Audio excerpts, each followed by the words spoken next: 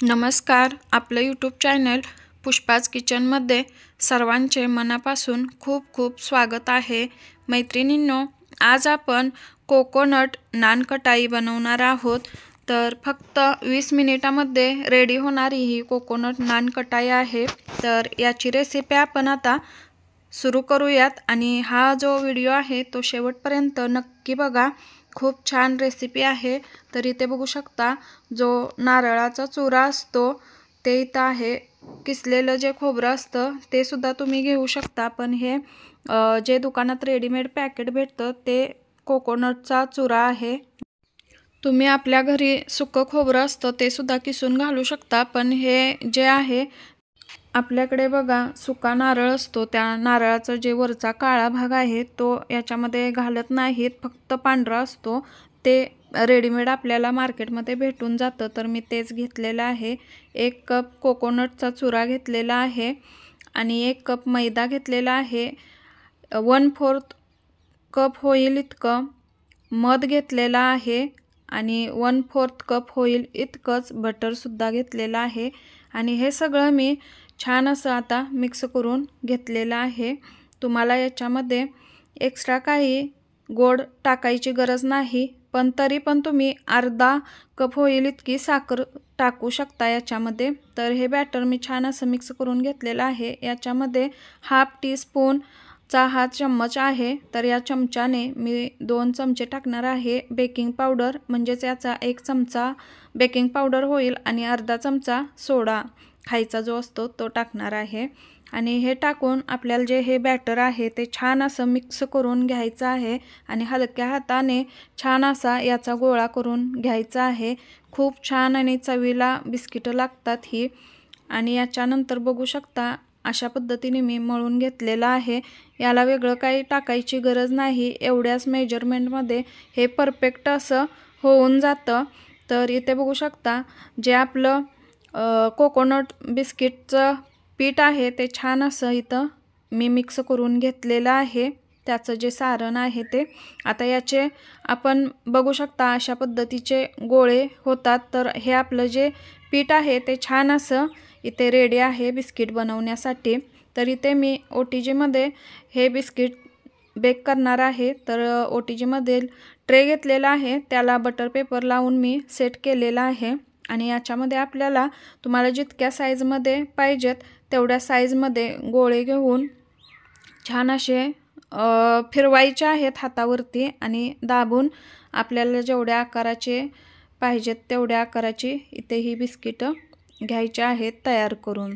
तर मैत्रिणींनो, चॅनलवरती जर का तुम्ही नवीन असाल तर चॅनलला लाईक, शेअर आणि सबस्क्राईब करायला विसरू नका.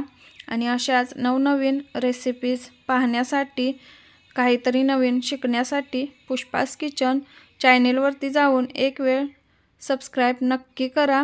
असेच नवनवीन व्हिडिओ माझे तुम्हाला बघायला भेटतील. आणि माझ्या चॅनलवरच्या केकच्या रेसिपीज आणि जेही तुम्हाला मी डेली रूटीनचे जे व्लॉग वगैरे टाकते ते कसे वाटतात ते कमेंट बॉक्समध्ये कमेंट करून नक्की सांगत जा. अजून काय वेगळं तुम्हाला शिकायची इच्छा असेल तरीसुद्धा मला तुम्ही केकविषयी सांगू शकता, विचारू शकता. त्या रेसिपी मी तुमच्यासाठी नवनवीन घेऊन येत जाईन. तर इकडे बघू शकता छान असे आपल्याला एकसारखे इथे गोळे करून घ्यायचे आहेत आणि थोडंसं प्रेस करायचं आहे हाताने, म्हणजे बिस्किटासारखा शेप जो आहे तो आला पाहिजे. तर अशा पद्धतीने आपण बघू शकता दाबून घ्यायचं आहे. आणि इथे मी सगळी जी बिस्किट आहे ते इथे अगोदर सेट करून घेणार आहे. बेक व्हायला आपण ठेवून देणार आहे. त्याच्या अगोदर मी 10 मिनिटे प्रीहीट होण्यासाठी OTG ठेवून दिलेला आहे. OTG प्रीहीट होईपर्यंत आपले जे हे बिस्किट आहेत ते इथे बनवून रेडी होणार आहेत, म्हणजेच त्याचं जे गोळे आहेत ते आपण इथे बनवून घेणार आहोत. तर अशा पद्धतीने मी इथे सगळे गोळे बनवून घेणार आहे. आणि तुम्ही असं आपल्या मुलांना घरातल्या घरात छान अशी एकदम हेल्दी बिस्किटं बनवून देऊ शकता. मार्केटमध्ये विकत तर भेटतातच, पण इतकं कितीही आणली तरी घरच्या ज्या वस्तू आहेत त्याला जेवढी चव आहे, घरचे पदार्थ हे पौष्टिक हेल्दी आपण बनवतो ते मुलांना जितके हेल्दी आहेत तेवढे बाहेरचे नाहीत, कारण घरामध्ये आपण फ्रेश सगळं असं मुलांना बनवून देतो. बेकरीमध्ये तर किती दिवसाचे बनवलेले असतात आणि पॅकेटमध्ये पॅक असतात, त्याचा कुमट वाससुद्धा येतो. कधीकधी बिस्किटं जे आहेत ते कडवटसुद्धा लागतात. तर अशा पद्धतीने तुम्ही वेगवेगळ्या फ्लेवरमध्ये मुलांना घरात बनवून देऊ शकता आणि फक्त 20 मिनिटामध्ये ही बिस्किटं तयार होतात आणि खूप छान आणि चवीला क्रंची अशी बिस्किटं हे लागतात. बिस्किटं बनवण्यासाठी जर का तुमच्याकडे बटर नसेल तर तुम्ही बटरऐवजी तूपसुद्धा वापरू शकता. तुपाने सुद्धा खूप छान अशी खुसखुशीत बिस्किटं होतात आणि खूप छान चवीलासुद्धा लागतात. तर इकडे बघू शकता माझी सगळी जी बिस्किटं आहेत ती ते गोळे बनवून मी घेतलेले आहेत. छान असा बिस्किटांचा शेपसुद्धा दिलेला आहे.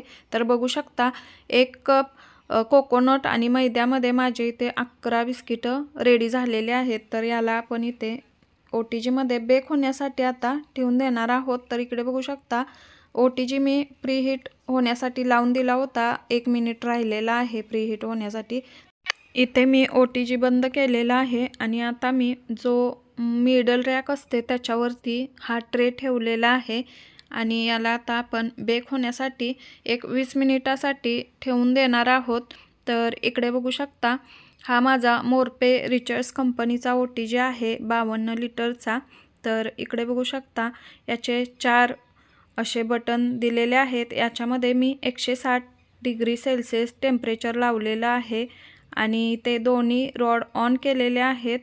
खाली बघू शकता फॅनसुद्धा मी ऑन केलेला आहे आणि बिस्किटं बेक होण्यासाठी जे टायमिंग आहे ते मी ते 25 मिनिटे लावलेलं आहे. तर 25 मिनिटाच्या आतच हे बिस्किटं होणार आहेत आणि ते OTG आता सुरू केलेलं आहे. तर इथे 20 मिनिटे झालेले आहेत. एक वेळ चेक करून बघूयात. तर बघू शकता किती छान अशी आपली बिस्किटं जी आहेत ती इथे बेक झालेली आहेत. फक्त 20 मिनिटामध्ये आपली जी नानकटाई आहे ती बेक झालेली आहे. आता आपण हा जो ट्रे आहे तो बाहेर काढून घेऊयात आणि एक थोडा 20 ते 25 मिनिटे आपण हा ट्रे बाहेरच ठेवून देणार आहोत. बघू शकता किती छान अशी आपली बिस्किटं इथे तयार झालेली आहेत. थोड्या वेळासाठी ठेवून द्यायचं, कारण की जोपर्यंत ही थंड होत नाहीत तोपर्यंत अशी क्रिस्पी लागत नाहीत. आणि बघू शकता बेक झालेलं कसं समजायचं, तर पूर्ण बिस्किट जे आहेत ती जागा सोडून देतात अशा पद्धतीनं बटर पेपरवरून. तर ही छान अशी आपली बिस्किटं इथे बेक झालेली आहेत. तर इकडे बघू शकता प्लेटमध्ये थोडीशी मी तुम्हाला काढून दाखवते आणि एक बिस्किट जे आहे ते सुद्धा मी तुम्हाला तोडून दाखवणार आहे. तर बघू शकता किती छान अशी आपली बिस्किटं जी आहेत ती बेक झालेली आहेत आणि खूप छान कलरसुद्धा आलेला आहे. तर मैत्रिणींनो, ही रेसिपी तुम्हाला कशी वाटली ती कमेंट बॉक्समध्ये कमेंट करून नक्की सांगा आणि ही रेसिपी एक वेळ नक्की ट्राय करा. इकडे बघू शकता मी तुम्हाला एक बिस्किट आता तोडून दाखवणार आहे. किती छान असं क्रंची बिस्किट इथं बेक झालेलं आहे, तेही 20 मिनिटामध्ये. चला तर मग भेटूयात अजून एका नवीन व्हिडिओमध्ये.